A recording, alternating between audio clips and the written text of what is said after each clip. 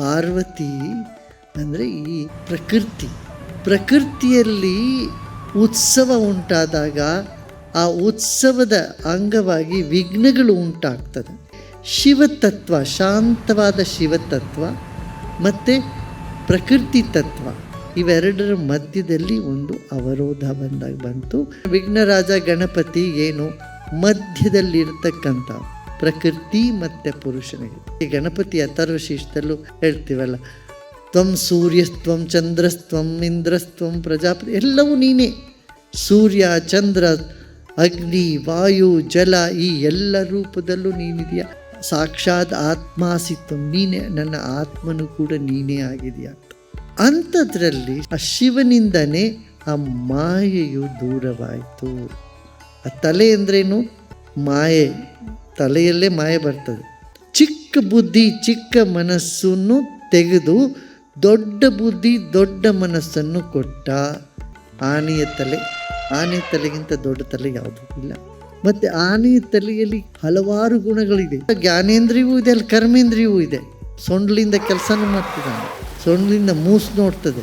ಅದು ಉತ್ತರದಲ್ಲಿ ತಲೆ ಇಟ್ಟಿರೋದಂದ್ರೇನು, ಯಾವ ತಲೆಯಲ್ಲಿ ಪ್ರಶ್ನೆಗಳಿಲ್ಲವೋ, ಯಾವ ತಲೆಯಿಂದ ಎಲ್ಲದಕ್ಕೂ ಉತ್ತರ ಸಿಗ್ತದೋ ಅದು ಉತ್ತರದಲ್ಲಿ ಮಲಗಿರ್ತಕ್ಕಂಥ ಆನೆಯ ತಲೆ ಅಂತ. ಸಿದ್ಧಿ ಬುದ್ಧಿ ಎರಡನ್ನೂ ಒಳಗೊಂಡಿರ್ತಕ್ಕಂಥ ಒಂದು ತತ್ವವನ್ನು ಪ್ರತಿಪಾದಿಸ್ತದೆ. ಈ ಪ್ರಪಂಚದಲ್ಲಿ ನಾವು ಯಶಸ್ವಿಯಾಗಬೇಕಾಗಿದ್ದರೂ, ಆಧ್ಯಾತ್ಮದಲ್ಲಿ ಪ್ರಗತಿಯನ್ನು ಪಡಿಬೇಕಾಗಿದ್ದರೂ ಭಗವಂತನ ಕೃಪೆಯಿಂದನೇ ಸಾಧ್ಯ. ಆ ಭಗವಂತನ ಸ್ವರೂಪ ಹೇಗೆ ಅಂದರೆ ಗಣಪತಿ. ಈ ಗಣಕ್ಕೆಲ್ಲ ಅಧಿಪತಿಯವನು.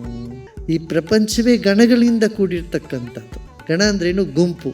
ಬೇರೆ ಬೇರೆ ಅಣುಗಳ ಬೇರೆ ಬೇರೆ ಗುಂಪುಗಳಿಂದ ಪ್ರಪಂಚ ಉಂಟಾಗಿದೆ. ಒಂದು ಗುಂಪಿನ ಅಣುಗಳಿಗೆ ಚಿನ್ನ ಅಂತೀವಿ, ಇನ್ನೊಂದು ಗುಂಪಿನ ಅಣುಗಳಿಗೆ ನಾವೇನು ಹೇಳ್ತೀವಿ? ಇದು ಅಕ್ಕಿ, ಭತ್ತ, ಇದು ಬೇರೆ ಬೇರೆ ಹೇಳ್ತೀವಿ. ಇವೆಲ್ಲ ಗಣಗಳು. ಎಷ್ಟು ದ್ರವ್ಯಗಳಿವೆಯೋ ಪ್ರಪಂಚದಲ್ಲಿ ಅವೆಲ್ಲವೂ ಗಣಗಳೇ.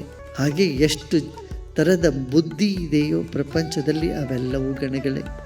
ಈ ಗಣಗಳಿಗೆಲ್ಲ ಅಧಿಪತಿಯಾಗಿರ್ತಕ್ಕಂಥವನು ಪ್ರಕೃತಿ ಮತ್ತು ಪರಮಾತ್ಮನ, ಪುರುಷನ ಸಂಯೋಗದಿಂದ ಏನು ಈ ದೈವಿ ಶಕ್ತಿ ಉಂಟಾಗಿದೆ ಅದಕ್ಕೆ ಗಣಪತಿ ಅಂತ ಹೆಸರು ಕೊಟ್ಟು ಮೊದಲು ವಂದನೆ ಮಾಡ್ತಕ್ಕಂಥದ್ದು ಗಣಪತಿ ಅಂತ. ಯಾಕೆ ಪ್ರಪಂಚದಿಂದ ನಮಗೆ ಮೋಕ್ಷ, ಈಶ್ವರ ಪ್ರಾಪ್ತಿಗೂ ಬೇಕಾಗಿರ್ತಕ್ಕಂಥ ತತ್ವ ಯಾವುದಿದೆ ಅದು ಗಣಪತಿ ತತ್ವ.